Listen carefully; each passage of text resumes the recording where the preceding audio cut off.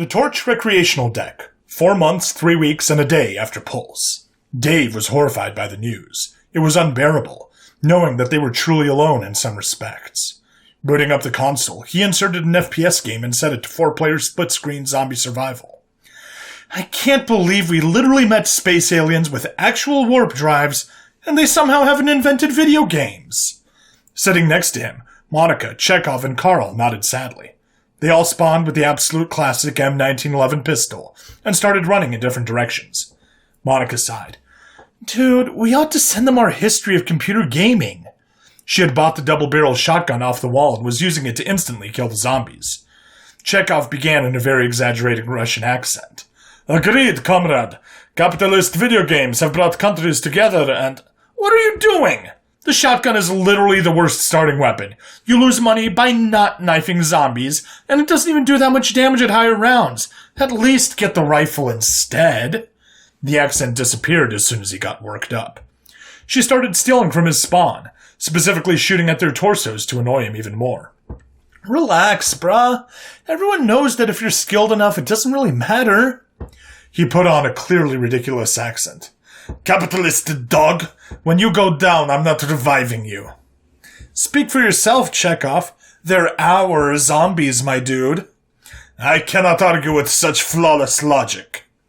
Carl asked the all-important question. So, who's going to open the first door? I don't have enough points, and Monica took half of the zombies out in the least efficient manner. I'm trying to save up for the box. Fine, I'll open the door, but only because I'm nice. Moving into the second room, Dave shrugged and bought the SMG. Honestly, the box is overrated. The wall weapons are a lot more consistent, and you get more money at the beginning. So the Quiridians have computer tech, which is about 100 years behind us. That's still plenty powerful to play most classic games. If we send a detachment of people to sit just outside their solar system, that would reduce the latency to sub 50 milliseconds. Totally playable. He ran around in a circle, lined up a large group of zombies in a train, then unloaded into their torsos, racking up 1,000 points in 2 seconds. Carl scoffed, blowing away a line of 10 zombies in one shot from a bolt-action rifle. We're not going to send a group of humans into another solar system just to teach aliens how to waste time. It'd have to be a scientific mission or something.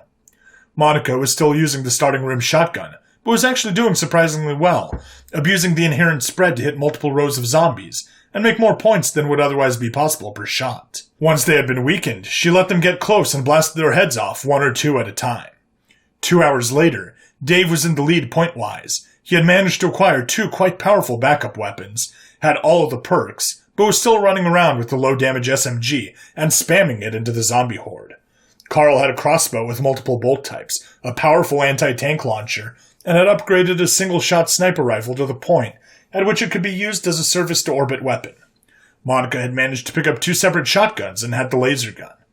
Chekhov had a grenade launcher which attracted zombies, an LMG, and completed an Easter egg and picked up a legendary weapon called the Moscovian Meltdown, which was a sort of radiation flamethrower, spewing out a glowing liquid which ignited zombies and spread to other zombies that they touched. While transitioning between rooms, Monica and Carl accidentally crossed paths and got tangled up. Running from each other's zombie trains, they accidentally got cornered. At this point in the game, stopping was a death sentence. Both Monica and Carl fired everything they had at the approaching swarm. The front half was eviscerated as they were hit by approximately half a ton of ordnance, but the other half of the swarm quickly closed the distance as they were reloading. 10 hits later and they were both down. Shit! Could someone revive us? I'm coming. Clear out the zombies. Chekhov was running towards them, but there were quite a lot of zombies between them. The moment I revive you, run. I'm out of ammo. Me too. As Chekhov got close, he fired a zombie-attracting grenade to the side, sprayed the clump with Moscovian Meltdown, and started reviving Carl. As he ran off, he began reviving Monica. Right before it was finished, he stopped and grinned at her. Remember, they're our zombies. And let her die. Dude, no, I had the laser gun. Why would you do that? Laughing, Chekhov didn't hear the zombies sneaking up on him and went down. Oh, god damn it. Serves you right. Carl came back and was almost to Chekhov. All right, whatever. I'm coming to get you. Chekhov, try to kill the zombies. Wait, no. Just try to stay alive. You're too weak now. But it was too late. Carl went down in less than 2 seconds. Dave was coming, but after seeing what happened to Carl, he turned right back around and tried to get away. Dumping his SMG into the zombies, he switched to his emergency weapons. A shoulder-mounted 25mm recoilless autocannon with 60 rounds in the magazine eviscerated the horde that was following him. But it halved his movement speed and took 5 seconds to reload. Running away, he switched to a shockwave cannon, flinging another crowd of zombies out of the map. He was running towards a crowd of zombies with his SMG in order to gain movement speed, and juked out of the way, only to get caught in a protruding column on the wall of the map and swarmed. As the screen faded, everyone's kills and scores came up. Motherfucker! Why does that one object have a hitbox? Probe's research team, in a bar on the Quirdian homeworld, 4 months, 3 weeks, and 2 days after Pulse.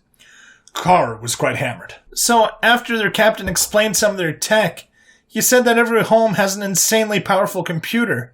256 gigs of RAM is their normal, and they throw around terabytes of data like it's nothing. Imagine that. A large neighborhood of personal computers can rival one of our more powerful supercomputers. When I asked why they needed such powerful computers for the average person, he explained that they play games on computers, and they take so much processing power that it's just normal. Like, what? Lest continued his tangent for him. Yeah. I asked them to provide a video of them playing a game on the computer, and the bridge crew decided to send us some live gameplay. It was horrifying.